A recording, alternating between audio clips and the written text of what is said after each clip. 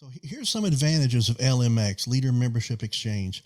LMX applies to all levels of management. You can be the entry-level manager.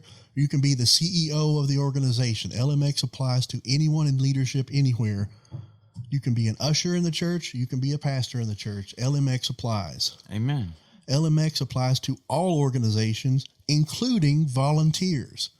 Have you ever tried to give orders, well, of course you have, to a group of volunteers? It doesn't go very well. Yeah, well, that's because you can cut their pay.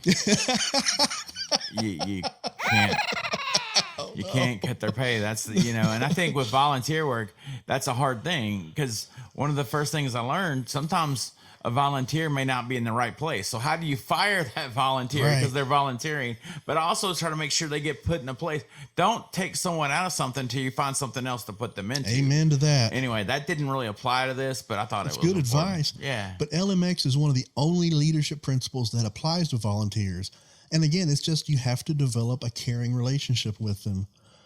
Another good thing about LMX is it forces the leaders to reevaluate how they see their team. This is entirely on the leader. The leader can't say that, I don't get along with that person for any reason, because the leader has to get along with that person.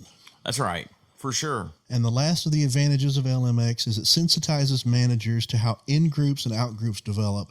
Out-groups can develop without even noticing, and after time goes by, they become more disenfranchised and they move further away from the team. They show up and they do their work. They don't speak to anyone and they go home.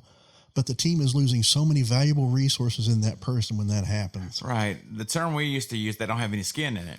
Exactly. So they haven't been able to put that effort in there. It's just like a sporting team. You got the first team and the second team, but the second team's good because they make the first team better. Gosh, and that's good. When they make that, I'm not here just to start. I'm here to make an impact. You can do that wherever God puts you, even if it's a safety and you're way too heavy and you don't think you can do it on the football team. You can still do it because you're working towards what you need to be. Amen to that. I don't even know if that made sense, but no, I it tried. did. That was really good. And I hadn't thought of this being applicable to sports teams, but you played sports growing up. I played sports growing up.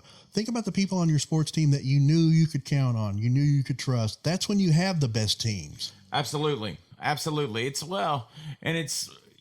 lot of that develops over playing a lot of games together. And that's the only way. You got to get that relationship. Some of the best teams are the teams that have been put together for a long time. Yes, because you've got that trusted, dependable relationship. Right.